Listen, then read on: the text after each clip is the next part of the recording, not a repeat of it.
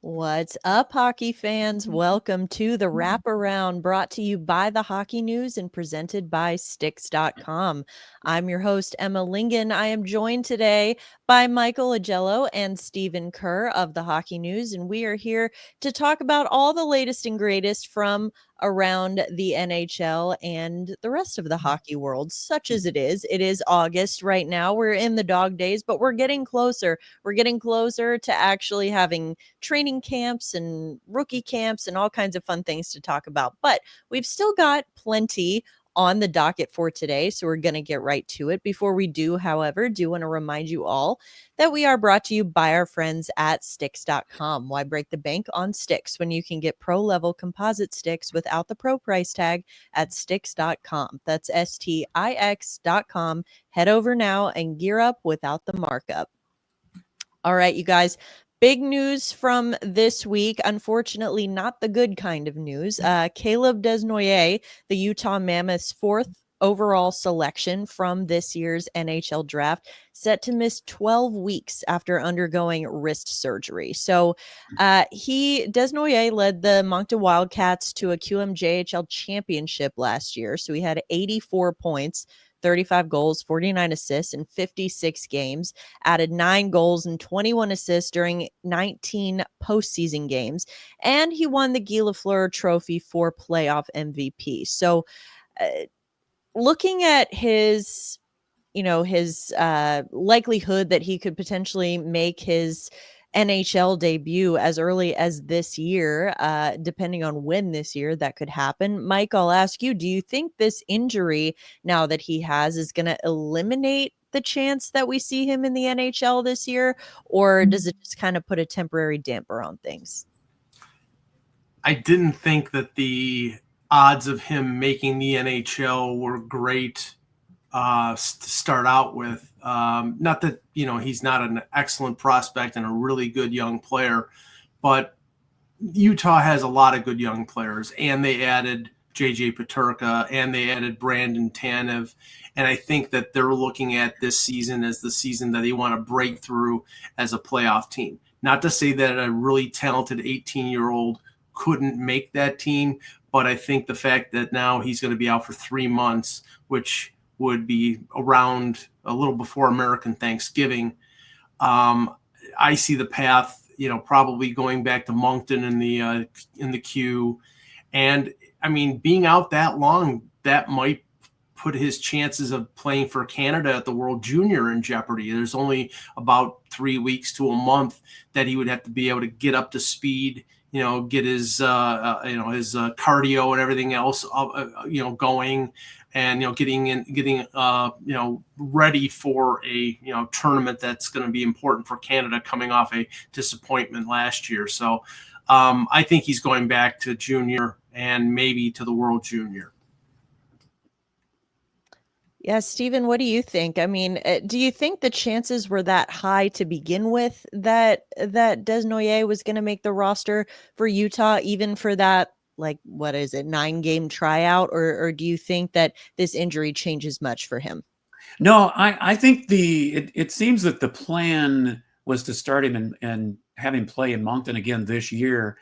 Now, the biggest thing for me is apparently this wasn't a sudden issue. I mean, he apparently had problems in both wrists last season, so it's pretty remarkable with the numbers that he put up, especially in the WHL, that he played as well as he did.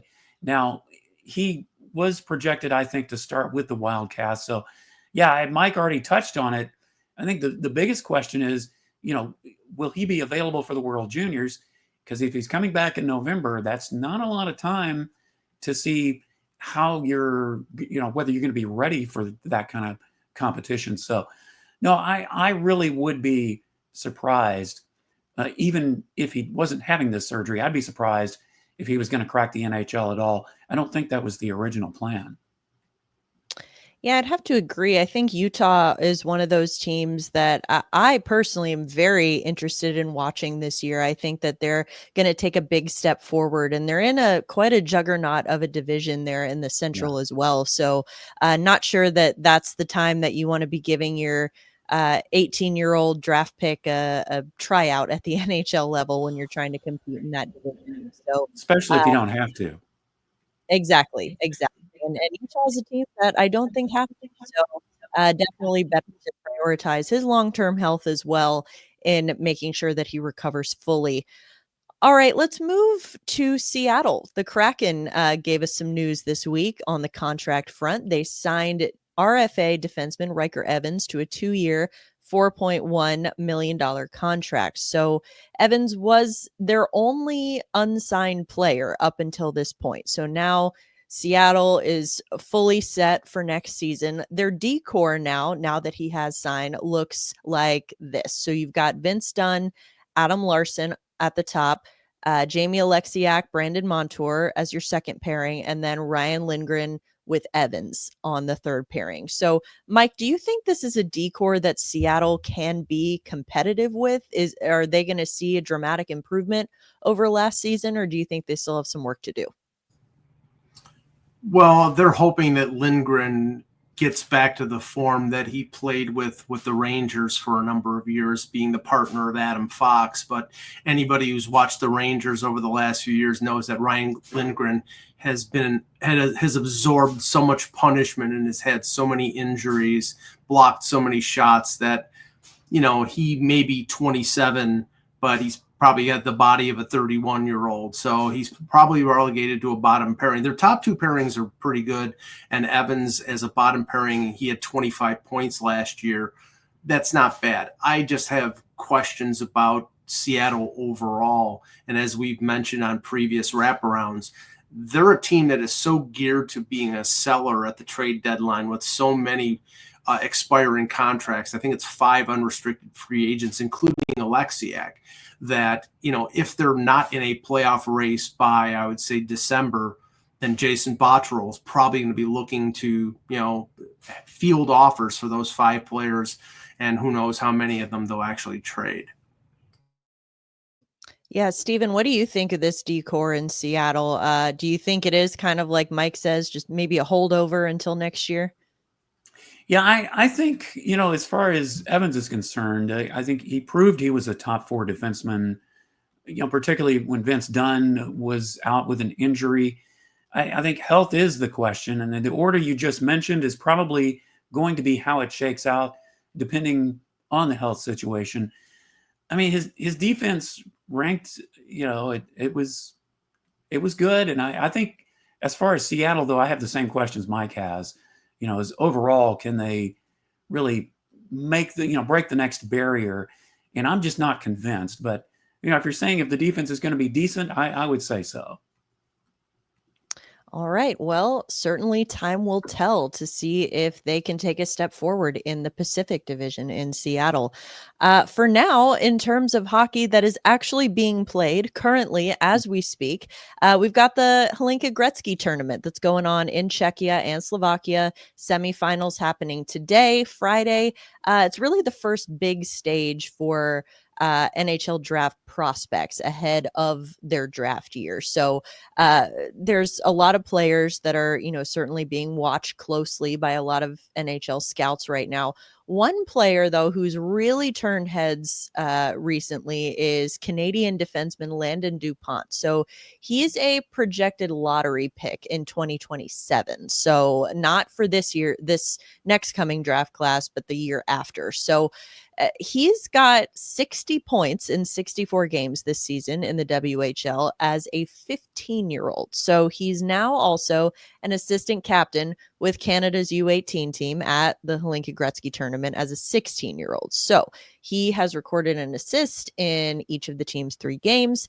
Mike, it's always a challenge to project prospects, especially when they're this young. I mean, he's a literal child here, but we're going to do our best. Do you think that this is a kid who could potentially make Canada's World Junior roster this year, despite the fact that he would be a lot younger than the rest of the eligible players? I mean, I can't rule it out. It's unlikely being so young. I mean, you have to say, though, if he would have, in serious consideration, he would have been invited to the World Junior Summer Showcase. But, since he was going to the Holenka Gretzky, it was probably impossible for him to do both. I mean, this is a kid who, as you said, 60 points as a 15-year-old, got exceptional status in the WHL for Everett. If he has a ridiculous first couple months and things fall into place, say, for example, Canada's roster at the Summer Showcase, they only had one 18-year-old, Cameron Reed, the Nashville first-round pick, and Matthew Schaefer, the top overall pick, who was a 17-year-old. Everybody else was 19. So for DuPont to have a chance, probably Schaefer's going to have to be with the Islanders. Zane Parek's going to have to be with Calgary. And maybe Sam Dickinson will have to be with San Jose, to have three guys who would probably make that team not be available. And if that happens and maybe there's an injury or two, then he might have a chance. But I would say more than likely next year, the 2027 World Junior would be the target for Landon DuPont. Yeah, Stephen, what do you think? I mean, still, regardless of whether he's able to make the roster for this year's tournament, I mean, still incredibly impressive what he's done. What do you project for a young player like this? Well, he's certainly going to be in the conversation. I mean, it's a risk given how young he is, but he's a very skilled player. I mean, some scouts have compared him to like a defensive Connor Bedard in the way he's such a threat to attack. He's always around the puck. The exceptional status, that's something you keep an eye on. But here's the thing. This year's selections for the Canadian team are probably the most critical in years. I mean, they've got to get this right. And I wouldn't want to be in that position to try to determine their selections this year. And, taking someone like him, it would definitely be a risk. And I don't know if they're going to be willing to take that risk. So unless, as Mike was talking about, some of these other guys either get injured, end up in the NHL, I'd give it a low risk right now. But I wouldn't completely rule it out just because of how talented he is, even at such a young age. And Emma, and in past years, Team USA or Team Canada will bring along a young player to sort of like sprinkle a little experience, get them a taste of international competition for future instances. But like Stephen said, this year is important to Canada. They're a loaded team. They want to win. They want to beat Team USA. So I don't think they're going to take any risks. But if those three players are not there, then maybe he has a chance. Yeah, I agree. I think that's a fantastic point. This is not the year, if you're Canada, to be taking risks with your roster construction. I mean, we saw how some of their decision making last year definitely came back to bite them. So not saying that, a young player with this much talent is not necessarily worthy of a look, but it's more of, if you're Canada, you go with the sure thing right now. And I think the sure thing is not a freshly turned 16-year-old, despite how talented he may be. But like you said, anything could happen. There could be injuries. There could be all kinds of circumstances. So that's what makes this fun, keeps it interesting. So definitely, regardless, DuPont, a name to keep an eye on here moving forward, heading up towards the 2027 NHL draft. Here's a fun one. Gerard Gallant. Remember him? He has been named the new head coach of the Shanghai Dragons in the KHL. So haven't heard from him in a while. He last coached the New York Rangers for 2 seasons, back-to-back 100-point seasons, but he left the NHL, left the team, left the league after their first-round playoff exit in 2023. So he hasn't coached in the NHL since. I feel like when there have been head coach openings over the last 2 seasons, or even if the openings don't exist yet, but coaches are maybe on the hot seat, I feel like Gallant is a name that has come up repeatedly as someone, who's got NHL experience. He's done it before. Like I said, back-to-back 100-point seasons with the Rangers.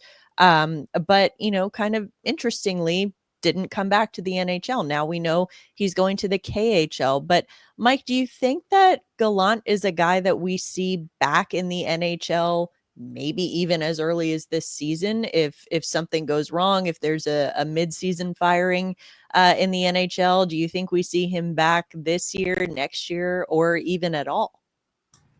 I think the odds are very slim. He's 61 years old. There are only two coaches in the NHL right now that are over 60. One is Lindy Ruff right here in River City. The other one is Joel Quenneville, who just got hired by Anaheim. Gallant is an excellent coach, and you're right. His name has been on that coaching carousel whenever there's been an opening, but he didn't get a job. And I think had he an inkling of him possibly getting a job, he wouldn't be going to coach the Shanghai Dragons. I mean, the KHL is an opportunity for veteran coaches. We know Mike Keenan went over there, and back in the day, Bob Hartley, who's won a Stanley Cup with Colorado, he's over there in the KHL. But I mean, usually when they go over there, they don't come back. So I think the chances are very slim. Yeah, a little bit different than players going over to the KHL. We see a lot of that back and forth, not so much with the coaches. Stephen, what do you think? Were you surprised to find out that Gallant was going to be coaching in the KHL? Well, I think this was purely a desperation move on Gallant's part. And it's a weird situation, too, because he is coaching Shanghai, right? As in Shanghai, China. But apparently they're going to be playing their home games in Russia this season because they're trying to set up a future home in Shanghai. So, I mean, the whole thing is just kind of weird. And I don't know if he did himself any favors by some of the recent comments he made, that he was pissed off and he believes you should get another chance. And, of course, the Rangers fired him a couple of years ago because he was, they got knocked out in the first round. And he was one of those great regular season coaches. I think with the Rangers, he was 99, 46, and 19 during his time there. He had an Eastern Conference Finals appearance, but his overall playoff record was under 500 while he was with the Rangers. And, hey, coaching in New York, just like playing in New York, it's not for the faint of heart. But it's interesting that of all the coaches that are out there that, you've given second chances to, like Lindy Ruff and Glenn Gulletson, that, Gallant, his name may have been in the conversation, but he hasn't gotten that job. But he was clearly frustrated in some of the comments publicly he made, and just the fact of going to the KHL, I think is just, it shows that he's pretty certain he's probably not going to get another chance, at least in the near future. Emma, I think the thing that we're starting to see in the NHL is the coach who has like a limited lifespan, the Peter Laviolettes, the John Tortorella's, the Peter DeBoers. They move around. They're excellent coaches, but after 2 or 3 years, the players on those respective teams, they start tuning those coaches out. And general managers don't want to have to fire a coach every 2 or 3 years. So I think, unfortunately, the coaches like Gallant, who are sort of hard on players sometimes, they don't want to hire those coaches any longer. I think that's a great point, actually, seeing what just happened with Pete DeBoer in Dallas as well, as an example. That's a great point. I want to go back to another point that Stephen just made, because that's a perfect segue into my next question. Playing in New York, not for the faint of heart. So let's talk about that for a second. So the Rangers, as we know right now, are captainless. Their last captain, Jacob Trouba, of course, traded rather unceremoniously to the Anaheim Ducks, and that's where he is right now. A lot been going on. Obviously, they've got a new head coach in New York in Mike Sullivan, but there's definitely been a lot of drama, shall we say, involving the front office, and it's dealings with the players. So right now, like I said, Rangers don't have a captain. Should they have one this season, Mike, do you think? If so, who should it be? If not, why not? Well, they're in a curious position where their leaders and their best player, at least up front, One, Artemi Panarin is entering the final year of his contract. I don't think you want to name somebody your captain when he's in the final year of his contract, unless they're working on an extension. The two others who would seem to be good candidates would be JT Miller, who's the fiery type of player, and Vincent Trocheck, but they're both 32 years old. They both have long-term on their contracts. They, extricated Jacob Trouba from the Rangers at 28 years old because they thought he was starting to slip. So I would think that they would name somebody who is young enough and who is in their prime that they're planning on keeping for a number of years. And if you look over the roster, the one guy that jumps out is Adam Fox. He didn't have a great year last year, but he's one of the league's best defensemen. He's won a Norris Trophy. I don't know if he has the personality to be a leader, but I think, he's an excellent player, and it wouldn't be the first time that a team named one of their better players the captain rather than one of the leaders a captain.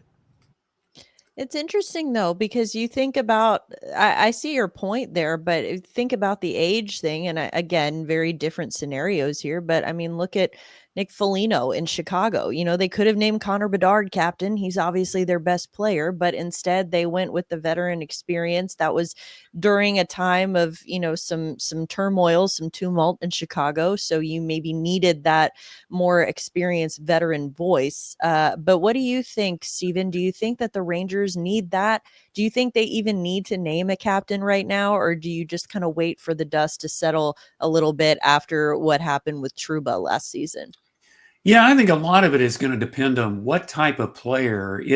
If Sullivan does want to make a captain, what type of player does he want? There are one of only 3 teams who don't currently have one, with the Bruins and Sharks being the other two. I think it's just going to depend, what is Sullivan looking for? If you go for the star power, Panarin, would be the guy. He's 33, he leads by example.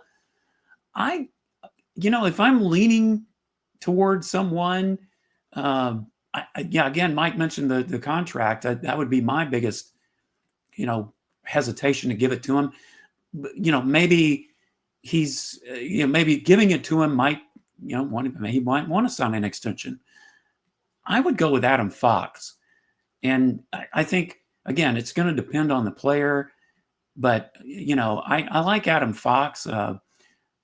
JT Miller, he's a fiery competitor. And if that's the kind of guy he wants, maybe somebody like that.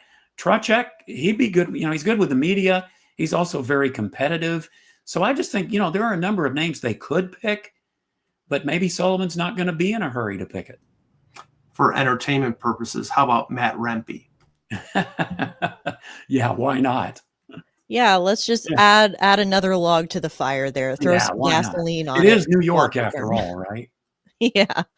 Oh, yeah, that would certainly be something. Don't think that we'll be seeing that this year, though.